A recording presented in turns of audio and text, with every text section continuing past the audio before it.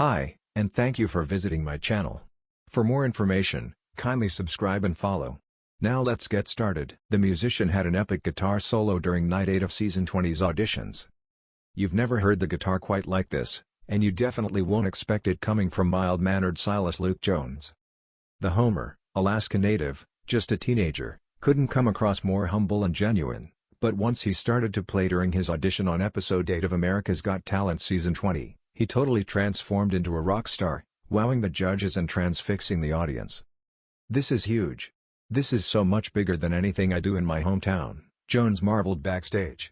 "I love performing, but I also don't get a lot of opportunities to do it where I live." Homer, Alaska has a population of just over 5,500, and Jones was raised on a ranch alongside horses and cattle. "I feel out of place but also at the same time feel like, this is where I want to be," he said of the AGT stage.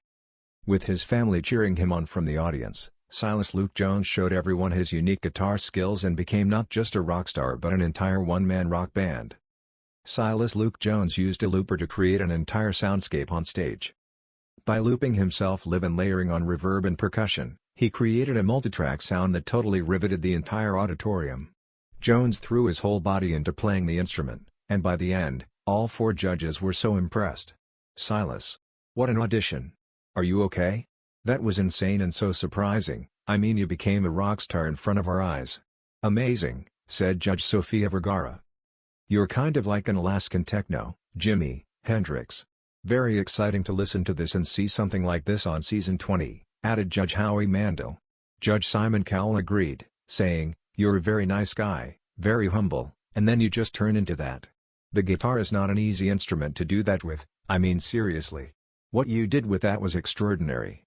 You have a really special talent here. That's what I love about the show, is moment like that."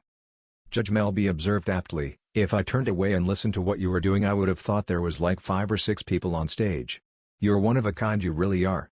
With 4 yeses under his belt, Jones said proudly, "Even small-town people can put in the work and get here." Who is Silas Luke Jones? Jones has built a steady career playing shows at venues around Alaska, with a sizable online following on TikTok.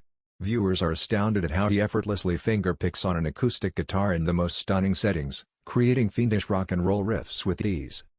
His original song, Driftwood, is available on all platforms. When Silas Luke Jones walked onto the America's Got Talent stage, most of the audience didn't know what to make of him.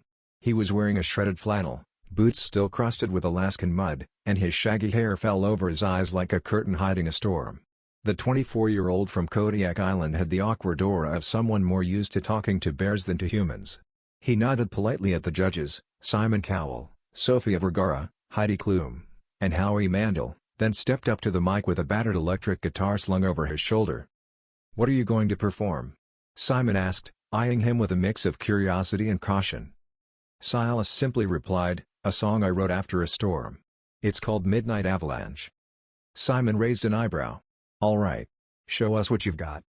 The moment Silas strummed the first chord, something transformed.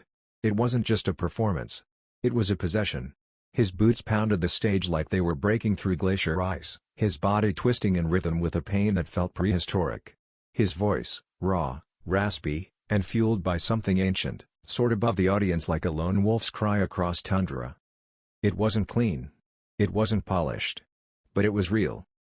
By the time he hit the chorus, screaming lyrics that spoke of snow falling like lost chances and the way silence can scream louder than words, the crowd had erupted into stunned silence. Even Simon was leaning forward, transfixed. When the final note rang out and Silas dropped to his knees, gasping, the stage was electric. His face was flushed, eyes wild, and for a moment, it looked like he had no idea where he was. Then came the roar of the audience. Heidi stood, clapping with both hands above her head. Sofia blinked rapidly, visibly emotional. Howie was shaking his head in disbelief. But Simon sat still, his arms folded, mouth slightly open. That, Simon finally said, was not a performance. That was an out-of-body experience. From that moment, the world couldn't get enough of the Alaskan rocker. Social media dubbed him the Avalanche. His song hit Spotify hours later and began trending in countries Silas couldn't even pronounce. Interviews flooded in. Talk shows. Record labels. Fashion brands even offered him deals, though Silas insisted he wouldn't wear anything that didn't smell a little like smoke or sea salt. But amid the rising stardom, something shifted. As Silas progressed through each AGT round, his performances became more explosive, and more unhinged. One week, he ripped a guitar string midriff and didn't miss a beat, using the broken string to slice open a packet of red paint he smeared across his face like war paint. Another time, he stomped so hard during a chorus that part of the stage cracked, and producers had to pause taping to repair it. By the semi-finals, fans were describing him as possessed, otherworldly, even dangerous. But no one could look away. He started sleeping in the studio between rehearsals, saying hotel rooms made him feel caged. He stopped speaking to anyone for hours before showtime. He'd stare at a wall, whispering lyrics to himself like spells. His eyes, once sparkling with mischief, now looked haunted. Back home in Kodiak, his mother, Maggie Jones, watched nervously. "My Silas always felt music," she said in an interview. "But now I wonder if he's drowning in it." The night of the finals, the stage was cloaked in mist.